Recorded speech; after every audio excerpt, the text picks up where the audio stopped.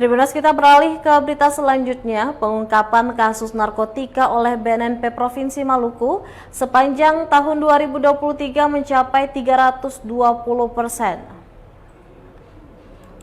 Badan Narkotika Nasional Provinsi atau BNNP Maluku berhasil mengungkapkan 19 berkas kasus narkotika sepanjang tahun 2023. Angka tersebut terpaut jauh dari yang ditargetkan, yakni 5 berkas. Alhasil presentasi yang berhasil diraih mencapai 320%. Kepala Badan Narkotika Nasional Provinsi Maluku, Brigjen Pol Raden Rudi Marvianto, mengatakan bidang pemberantasan BNN Provinsi Maluku terus berupaya dalam melakukan pengungkapan peredaran gelap narkotika serta memutus jaringan sindikat narkotika yang beroperasi di Provinsi Maluku. Lanjutnya, sebanyak 21 tersangka berhasil diringkus dan berada pada tahap P21. Teridentifikasi tersangka berjenis kelamin laki-laki sebanyak 20 orang, sementara perempuan hanya 10 orang saja.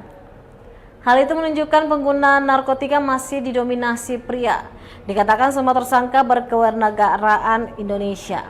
Adapun barang bukti selama penanganan kasus di tahun 2023, narkotika sejenis jenis sabu seberat 687,28 gram dan tembakau sintetis seberat 1,48 gram. Sementara untuk narkotika jenis ganja nihil. Transaksi 16, artinya cukup meningkat dalam melebihi target.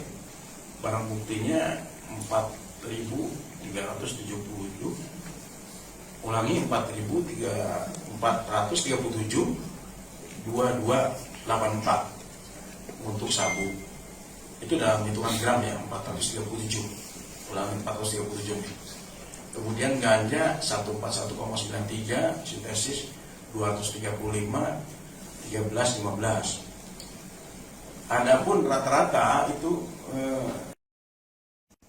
ganja nih, tembakau sintetis sebanyak 1,48 gram. Download Tribun X sekarang, menghadirkan lokal menjadi Indonesia.